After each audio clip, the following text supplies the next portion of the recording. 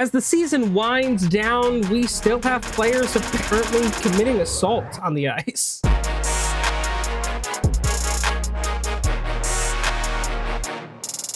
Oh, he's got to break into a spiritual dance. I bless the podcast down in Africa. Gotta take some time to do the things we never had. Ooh. Do. No bullshit, I love that song. Who doesn't? Monsters. And yes, psychotic people. And I feel like we talk about this all the time because that song is incredible. Speaking of psychotic people, welcome to this episode of the Weekend Whistle. Correct. In fact, welcome. We've been off for a couple weeks. One of which was I had massive computer issues, but we shouldn't have it anymore because we are upgraded. We are upgraded. Finally. We are good to go. Yes. We are back with you as always. I'm Chris. That's Maul. Hal. What? No, we're good. We're good. Yeah. Yeah, we've had a lot of people committing weeks, right? Atrocities. Jesus. Yes. But before we get into all the craziness that's been happening on the ice as far as like atrocities and fights and shit that probably shouldn't happen, let's talk about probably one of the wildest warm-ups of this season. And it took place the other night in the game with the Toronto Maple Leafs on Saturday playing against the Senators I think the last Battle of Ontario we were getting this season. Stoley took a puck from one of his own teammates to the throat. Jesus Christ. Unintentionally, obviously. But they were just warming up, skating around, hitting the pucks like they always do, like all season long. And Stoley somehow caught the puck to right to his throat and immediately skated off ice and left and went right to the hospital. Now, spectators at the time thought that he had hurt his hand based on how he was kind of holding his glove, but he was actually gasping for air trying to breathe. He was taken to the hospital as a precautionary imaging and was released. Coach Craig Berube said that after the 5-2 loss to the Ottawa Senators, Stoley was meeting the team for the flight home to Toronto, but didn't have an update on his condition. Wall ended up having to come into the net and made 38 saves against the Senators, but was not enough to win. William Nylander took the shot that hit Stoley in the throat, which a shot from Nylander is like standing in front of a car going 100 miles an hour. He averages a shot of 94 miles an hour. The guy's an absolute beast, right? He said, obviously, it's, really tough to see what happened. He said after the game, I always come in and shoot the puck of the glove, and this one just came off a little bit to the left, and I hit him in the neck. So, it wasn't obvious. I was obviously worried from him, but I've been texting him, so he seems okay. Now, you can't give any flack at that because, to be honest, in a game, pucks are going to go wherever you are, and your job as the goalie is to stand in front of it. So it's kind of a precautionary, freak action because they do have the net guards, right? But Stoley doesn't wear the extended one. Maybe this is going to be what it takes for him to wear the extended one. Cue the scene from Mr. Deeds where he hits that dude in the throat with the tennis ball. I got you right in the throat, huh? Yeah, I mean, it happens. And like you said, he doesn't wear the extended net guard, but like those net guards are there because people be getting hit in the fucking throat. And obviously it's a freak thing. It doesn't, it wasn't intentional. Willie's not that kind of player. We all know Nylander's not going to hurt his own goalie on purpose. Shit happens. Like, and this has been a hard season for Stoley because he's missed 33 games just at the beginning of the season. It's been a hard season for the Maple Leafs, dude. Well, but not as bad as it has been for Stolarz because he's missed almost half of the season due to injuries or what he went through at the beginning of the season. Like, this man's had a really rough season. So hopefully we can put all this behind us because this is only his second season with the Maple Leafs because they picked him up from the Toronto Maple Leafs not the Toronto Maple Leafs. They picked him up from Florida Panthers because he was Bobrovsky's backup goalie in 2024. And he signed a Yeah, and 4-year deal with the Maple Leafs, and he's not really helped us. And this year he did good last year. yeah, and I mean, obviously, I got love for Stoli. He's a former Duck. But like, dude, that's such a freak accident. I Right. obviously Wall came in making 38 saves, which I mean, they still lost 5-2, but I mean, when you're getting, and again, this is just a continuation of just an abysmal season for the Toronto Maple Leafs. I mean, Yeah. I was mentioning it to you before we started recording. You guys have scored so far this season like 47 less goals, Uh-huh. and 27 of those were Marner. Right. Well, and it's not just that, it's that we have no consistency on offense of who's actually like there's no rhythm between like because we last year we had Matthews always setting up Marner to take those shots, and if Marner couldn't do it, Matthew was there as a backup. Like we need to Yeah. get that symmetry back. But the Well, biggest thing that's plagued the Leafs this year is we can't keep a freaking goalie because when Stolars is out, then Wall goes out, and then we have to pick up Hildeby from the oh, what the hell's their name? Not the Toronto Marners. Marlies. The Marlies, there we go. Thank you. I'm thinking of it, the Maine Mariners, but the Marlies. We have to take the Marlies goalie Hildeby, which is a fantastic goalie. That won't be an issue next year because I think we're probably going to see some goalie changes because the Maple Leafs did pick up a new goalie. But speaking of injuries, we want to give a quick update on Austin Matthews. The team did post the other day that he did undergo the surgery to fix his MCL, and it was a successful surgery. We didn't expect it to be anything less than successful. But Chris and I have been talking, and we're hoping estimates that we will see him hopefully for preseason next year. So Matthews, kick back, relax, and heal up, buddy. Yeah, because at this point, like, it's again, the whole situation is unfortunate and you hate that it's happened, but like realistically, I can't think of him having a massive injury like this in his career. No, I think Like this is the off the first top one of my that's taken him head, out for an extensive period of time. yeah, like Uh, and his production obviously, again, considering the Maple Leafs, his season is very different than what we saw last year. I mean, he had 78 points last year. He's at 53. And like obviously he missed a bunch of time last year too. It's been a rough couple years for the captain over there. But glad to hear the success. The injury he's gonna be all right. The surgery was success. I'm yeah, glad to see Stoli was released from the hospital. Everything's okay. Um, dude, it's been a fucking mess over there in Toronto. dude. You're just, I And bet you you know what, cannot though? wait for summer. I will say that 2-game win streak we went on against the Ducks and then the Wild, which both were surprising as hell that we were able to do that. I will firmly say that and stand on this pedestal all day. Those 2 wins are why Craig Berube is still the fucking He coach beat and two didn't get playoff fired teams. after a 8-game losing Yeah. streak. The only You reason took out he's still two hanging on top is because teams we in the won. Western Conference. Yes. So that's it. Now we're back on our losing streak. But yeah. Yeah. Yeah. Well, over the past few weeks, we have kind of had a one a week massive story when it comes to pretty wild stuff. AJ Greer is the next victim on the Department of Player Safety's list. He has a hearing today. As far as I'm aware, nothing has been announced on when that is taking place or what's coming from that. But on Friday night, and you could see it on screen, AJ Greer, who's a forward for the Florida Panthers, at 11:14 of the third period, had a very blatant interference call or interference hit on Calgary Flames forward Connor Zary, where he checked him in the back and he slid directly into the boards head first. And I Obviously would he was say check him into accessed. the back loosely because it was 100% shoulders. Yeah, Mid shoulder. he got in there and just, I mean, it was one hand away from a full cross check.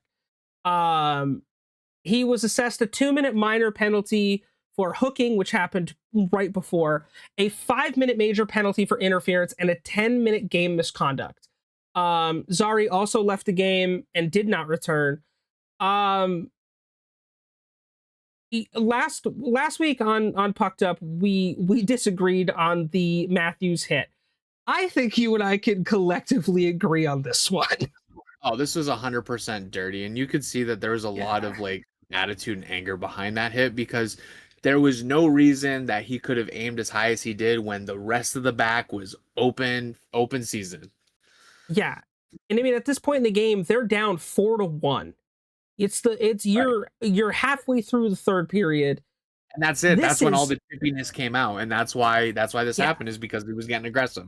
Yeah, and this sort of stuff, obviously this has not been the season that the Florida Panthers have wanted. But in these No. situations, you cannot have this. And obviously, we have seen a massive influx in dirty plays from the Florida Panthers this season, more so than Absolutely. normal. Um, this is unacceptable. And like when push comes to shove, AJ Greer, you're 29 years old. You've been playing in the league since 2016. You are a veteran and you fucking know better. Like this is unacceptable. I'm glad Zari was able to skate off the ice by himself, but he was down and holding his neck because the way he went into those boards He head immediately first. held his back of his head, like he knew Yeah. it hurt. I mean, you could tell it hurt. And he had speed behind him. It wasn't a Yep, light hit. He went into those boards hard. And Greer just absolutely. looked down at him and I'm like, bro, even the commentary was like that is blatant. It was very clear that that was intentional. Now, with obviously having a hearing with Dobbs today, what are we expecting for a penalty or for this sort of hit?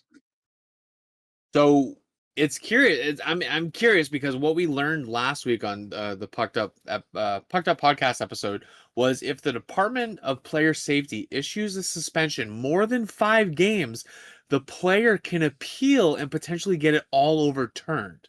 Yeah. So with it being so close to the end of the season, and honestly, um, the Panthers not really going anywhere. I think they're just going to give the 5 game suspension and the fine. If we're seeing anything consistency over the last two big suspensions have both been 5 games. Yeah. Obviously, Evgeny Malkin's was pretty cut and dry. He baseball swung his stick and hit Rasmus Right. Dahlin in the face. Right. Obviously, the situation, the kneeing penalty and suspension on Gudis, while that's controversial, is yeah, I can like we said, It's better I than can nothing see because it could where have been yeah, overturned. I can Yeah. see where 5 games is reasonable. Right. But I guess if you're setting this precedent, set it because this is another case of cut and dry, incredibly fucking blatant. Like Yeah. this was as Dirty intentional as it as I've gets. seen. Yeah. Yeah. As dirty as it gets. You can't argue it at all. No. And again, literally 2 seconds before he made that massive shove in the back, he hooked the shit out of Zari. Right. So you ended up in a span of 5 seconds. You ended up with 17 minutes worth of penalty minutes. You put your team down 7 minutes on a power play, one of which was a full-time serve penalty. So I just, dude, if I'm the coach over there, I'm having a huge conversation with him at this point and being like, dude, we Yeah, dude. cannot be fucking doing Right. this. Absolutely. Because it's like you hurt your team in so many ways. I Yep. just Absolutely. and again, you're already down 4-1. Why are you making it worse? Like I don't get it. But yeah, let us know in the comments your thoughts on this. Um I hope Zari's okay. I think Ball and I both agree that we'd be shocked if we didn't see 5 games. Yeah. It's But just we'll hopefully have an update on the Pucked Up episode this week. on and be able Wednesday, to, yeah. Yeah, be able to give you guys an update on what the Department of what DOPS decided was fair. it's still very weird to me that George fucking Peros is in charge of Department of Player Safety. That guy, Right. again, played for the Ducks, and I know how he played, and he was pretty dirty. So it's funny to me. Um, we here at the Weekend Whistle like to talk about some obscure trivia and obscure anniversaries. How about an anniversary of the first time a player had his throat cut by a skate?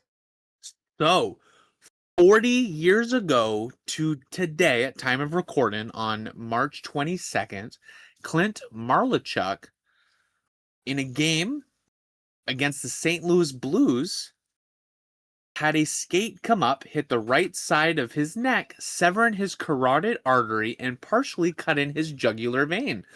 Now, the game was, again, St. Louis Blues versus the Buffalo Sabres, and you had Steve Tuttle of the Blues and Uwe Krupp of the Sabres crashed hard into the goalie crease during a play.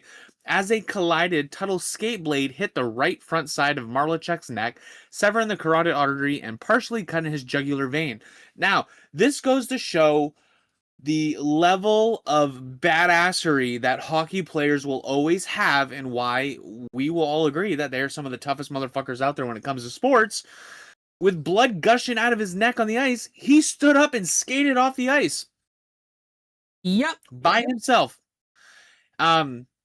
Now, this caused many spectators to be physically sickened by the sight. It was reported that an excess amount of the blood that he lost caused 11 fans to faint, 2 more had heart attacks, and 3 players vomited on the ice. Marlachuk said, "My mom was watching TV, and all I thought was, I'm going to die, and I don't want to watch my mother die on live TV." Yeah. He lost 1.5 liters, which is 0.40 US gallons of blood. It took the doctor a total of 300 stitches to close the 6-inch wound, and he was back on the ice in 11 days. While taking the ambulance ride to the hospital, he famously said to the ambulance, to the EMTs that were helping him, "Can you have me back by the 3rd period?" Hockey players are a different breed. Now, this is Now, one he of got 2 released from the times. hospital the next day. Yeah. And this is one of 2 times that has happened. It happened in February of 2008, where Florida Panthers then Florida Panthers forward Richard Sednick suffered the exact same or similar injury after Olli Jokinen's skate came up and caught the front of his neck. Also immediate blood loss. He also survived, which is again remarkable. And that was the worst part, was how awful do you think Olli Jokinen felt, because that was his fucking teammate. No, absolutely. I mean, and that was something where it was like, that's another freak accident. I do want to point out though that what saved his life was the quick actions by the athletic trainer at the time, Jim Pizzutzli, who is a former U.S. Army combat medic who had served at the Vietnam War, who took quick action to pinch off the blood vessel and refused to let it go until the doctors arrived to stabilize it. He then kneed on his collarbone, which is a procedure designed to produce a low breathing rate and slow the metabolic state, which helped extinguish the hyperventilation and causing the increase in the blood flow. So that's badass as hell. Like, he literally wouldn't be. By the way, Marlachuk is still alive today. Yeah. This happened when he was 24 years old, and he was saved because of a U.S. Army combat medic who happened to be their athletic coach. Which is incredible. Saved that man's life. Yeah. The fact that he played again that season is crazy. So that's nuts. Marlachuk, shout out to you, dude. Absolute badass, absolute legend. He later left playing to become a coach. He coached for many teams, from the AHL to the NHL, specifically specializing in goalie coaching. He left in 2014 to focus on his personal health. And he, as of right now, has not been back involved in NHL, but he is a legend that will always live on for being a badass and setting a precedence for how why hockey dangerous the job can players be. and why hockey Yeah, players are a different breed. absolutely. Because I mean, you look at NBA players now. My wife was saying this. Yeah, NBA players, and they'll stub their toe or skin their knee, and then they have to get stretchered off the court. They flop harder than soccer players. And yeah, and that, oh boy, that's I'm And gonna be soccer starting on players, flopping. yeah. um Also, I don't know if you know this, but as you and I are fans growing up of hip hop, that today is the 10-year anniversary of the passing of Phife Dawg, who was a member of A Tribe Called Quest. Oh shit. 10 years ago. Yeah, I happened to see it and I was like, I know what I'm listening to today. Shout Okay, out all Tribe right. Called Quest. Dig it. Um Moving on, we haven't really had a chance to touch on it much this season, but the stat leaders right now, dude, Nikita Kucherov has 118 points this season. Dude is a legend. And you know what's the crazy thing? His game where he was finally breaking the 100 points was a couple weeks ago against the Toronto Maple Leafs, and I felt so bad for this man because the first 2 goals he got of that game, both were overturned because of being offsides. That's crazy. So they celebrated him hitting 100 points 3 times that game. He should have had a hat trick, but 2 of the goals were overturned because for some reason that night Tampa Bay couldn't stay on sides, and the video review team for the Leafs were on that like fucking hawks. Dude, well, I mean, also, you look at points wise, we talk about the youth kicking in. Macklin Celebrini is 4 points away from 100 points this season. Disgusting. And they're not even a playoff team. Like, Right. dude, Macklin's a stud. Um, Connor McDavid is top 5 in all categories. Which But Nathan surprises no McKinnon, one.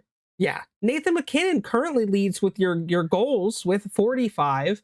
Assists is Nikita Kucherov and Connor McDavid at 78.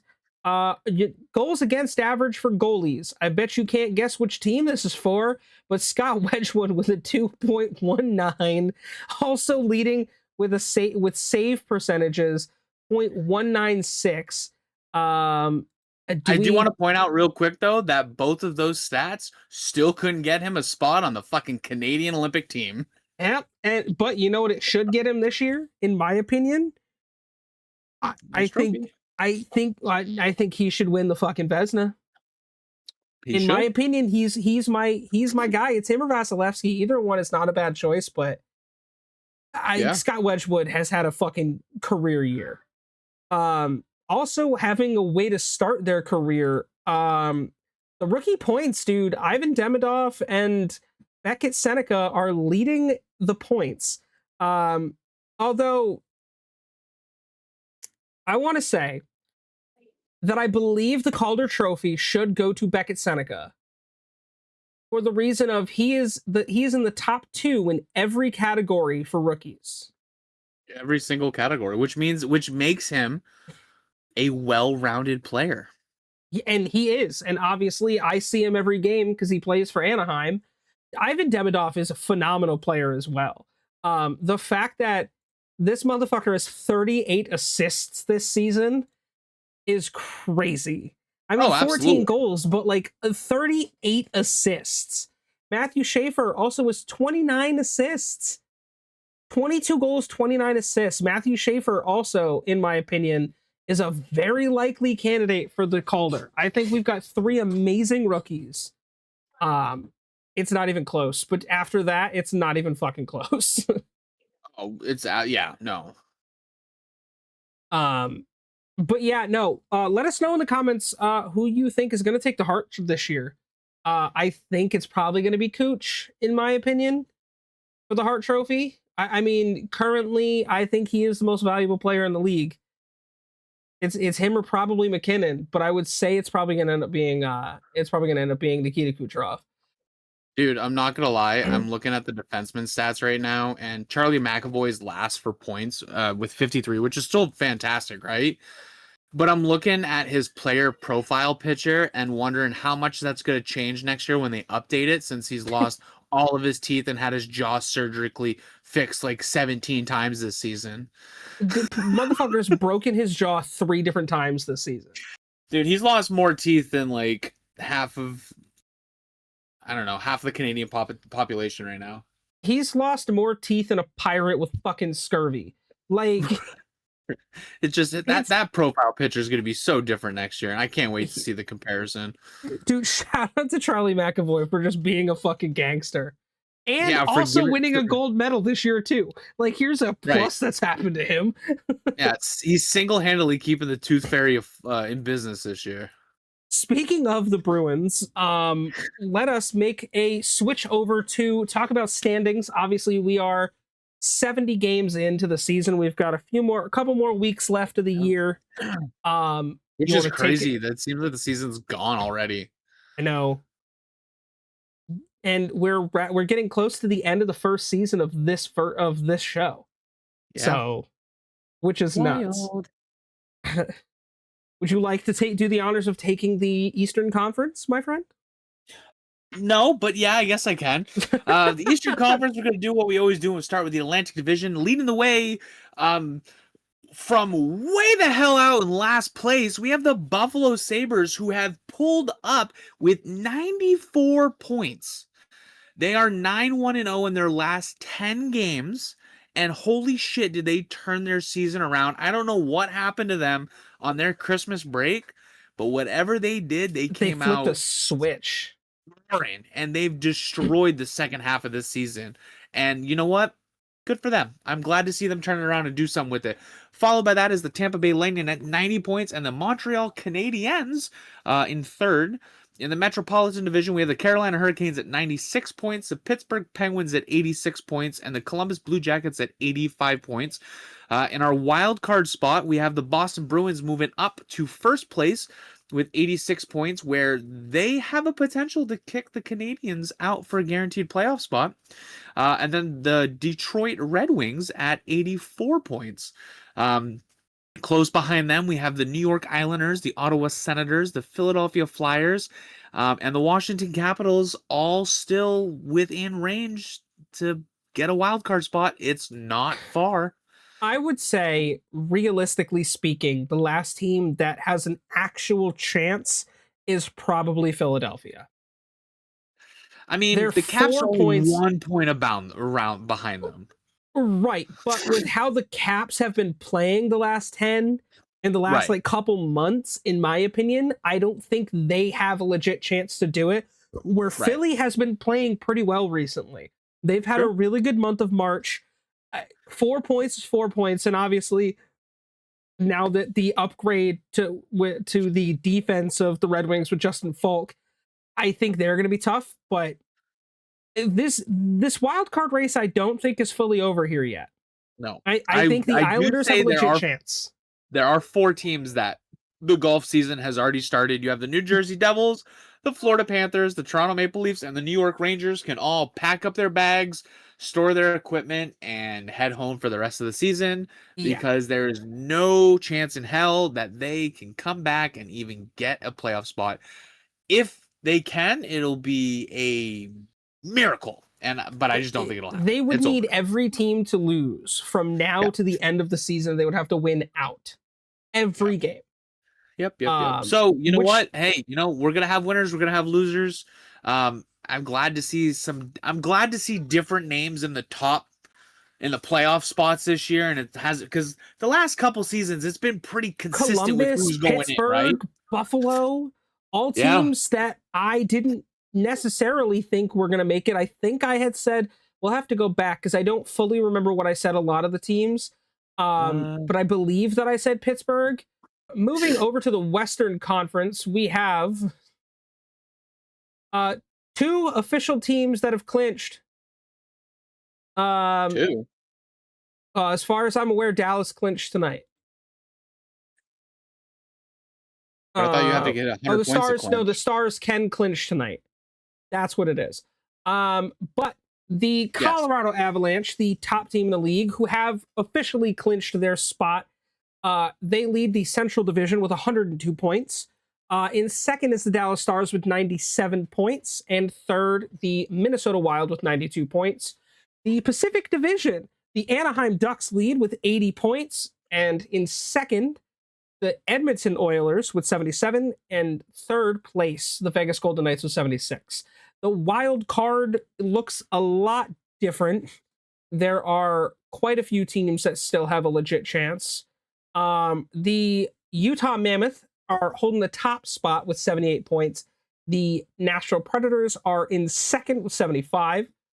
Underneath that, still, I believe, have a mathematical chance. The LA Kings with 72, the Seattle Kraken with 71, the San Jose Sharks with 70, and it's a long shot, but the Winnipeg Jets at 70 points. Teams that could definitely pack it up and go home. The Vancouver Canucks with the worst team, or the worst record in the NHL. Calgary Flames with 65 points. Chicago Blackhawks and St. Louis Blues. Ovi just joined the 1,000 goal club. What? Ovi just joined the 1,000 goal club as of 4 hours ago. Holy shit. Okay. I'll send you the video. Hold on, I'll send you the video. It was against the Colorado Avalanche. He scored his 1,000th goal, and that is regular and playoff season. You guys are getting my live reaction to this. This just happened. Congratulations to Alexander Ovechkin, which makes him the only player in NHL history to score 1,000 goals. And that's regular and playoff season. That's fucking wild. That is insane. Holy shit, Ooh. Alexander Ovechkin, congratulations. Wow. To be the only player in the ever to do that is crazy. But we said this. He's going to put that bar to the next level. He's going to keep playing, keep growing, and keep breaking records and shattering records. And, again, now that we know, based off of last week's Pucked Up podcast episode, that Russia may get to play in the International World Cup of Hockey. Yeah. I don't think he'll retire until after that season, because he will want to don that sweater. Well, I think he's got one more year on his contract, too. And if his contract's up this year, he might re-sign for another year. Just to do that, I guarantee it. As soon as they announce that they're going to allow it to happen, that I bet that'll make or break whether he continues or retires. Comes back. He has nothing more to prove at this point. Dude, what an insane thing to just see happen on recording. Obviously, you guys are going to see this on Monday. This happened the prior night. Holy shit, Alexander Ovechkin. Right. That's the man, crazy. The myth, legend. Well, it's all that potato vodka. It must be. And his stunning wife. I don't know, Alex, whatever you're doing right, bro. That's fucking crazy. Well, switching gears to someone that didn't have a highlight week this week. Oh boy, do we want to talk about everyone's favorite segment, definitely mine, the Swiss cheese of the week, because I know that all comes in one word. This week, we are given the honorable dishonor to no one else than Connor Hellebuck, who, in 3 games, gave up 13 goals, didn't finish 2 of them, and lost the only one that he finished. He took 80 shots on goals and only saved 67 of them, with a total of 188 minutes for his time on ice. He had a save percentage of .838 and a goals against average of 4.15. Ouch. There were some other close, very, very, very, very close contenders. But the thing that kicked it over to Hellebuck and why we decided that he should don the stinky crown this week was his time on ice. He dominated the other goalies who were close to him. And by almost a full period. You know what's crazy?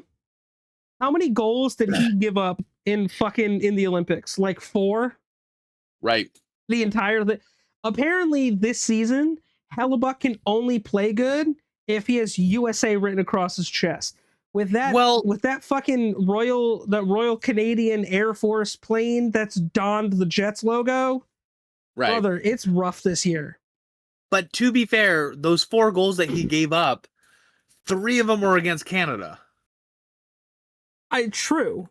So he gave up 3 goals against a full team of NHL players, where he went undefeated against non-NHL players. So I will give him credit for that, where it was easier for the goaltenders to block out people I mean, who don't play at their level. but this is the guy who's won the Vezina the last 2 years in a row.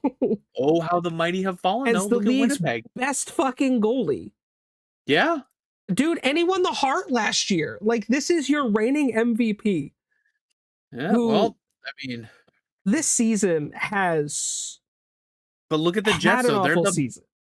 They're the bottom of the NHL. It's They're in the top 5. Yeah, they have a legit Upstairs. chance at the fucking draft lottery. I mean, he has his stats this season are abysmal for him. 47 games played, 17 and 19 when it comes to win losses. He's given up 134 goals this season, a 2.85 goals against average, which last season he had a 2.01. Yeah. 47 and 12 last year. Like, it's just, what an unbelievable turnaround, that they've just fallen so flat on their faces. Bro gave up 5 goals like last month in the Olympics. 5. He's given up 134 this season. Like, just an unbelievable fucking season for him that I think he would like to forget about. Well, and this is on track to be close to his worst season ever. And his worst season ever was the 2021-2022 season, where he had a goals against average of 2.97. Which is so he is very close to beating that, and maybe this is the season that he finally gives up that 3.0 goals against average. That's nuts. Also, update on that game. That the Ovechkin scored his 1,000th career goal. The Caps ended up losing that game in overtime after Brock Nelson scored the OT winner to put the Avs up 3-2. Jeez. While we're talking about the Avs, special shout out to the Colorado Avalanche for, as of this moment, being the only team in the NHL to break the 100-point mark and successfully claim their Covenant X for a guaranteed playoff spot this year. And they're gonna win the President's Trophy. I mean, they still have 12 more games after tonight, and they're at 104 points. Do we think that they have the best chance to break the President's Trophy curse? I would like to see that happen, but as we know, things can happen in the playoffs that don't make any logical sense. And with how strong the Central Division is, yes, one of those 3 teams has to lose in the first round. So it is going to be crazy to see how it plays out. But as always, we are going to keep you updated weekly, twice a week, with how things go on. More so focused of the statistics on the Weekend Whistle and more about news on the Pucked Up podcast. But if you keep tuning in with us, we'll keep you updated on how close we are, who's going to the playoffs, and how bad they're going to lose based on our predictions. You know what? You're doing a great job at hosting. Just why don't you take us out? Take us out. Oh, I don't know if I have the responsibility for that, but as we get closer to playoffs, I do want to give a special shout out to Chris, because he doesn't know this yet, but we are going to do our playoff brackets, see how we did compared to the start of the season, and we are going to have you guys help us pick who we all think are going to beat, who are going to take it all this year and win the Stanley Cup trophy. But we will talk about that next week on the episode of The Weekend Whistle. So thank you all for hanging out with us tonight, and we will see you next week. Like and subscribe.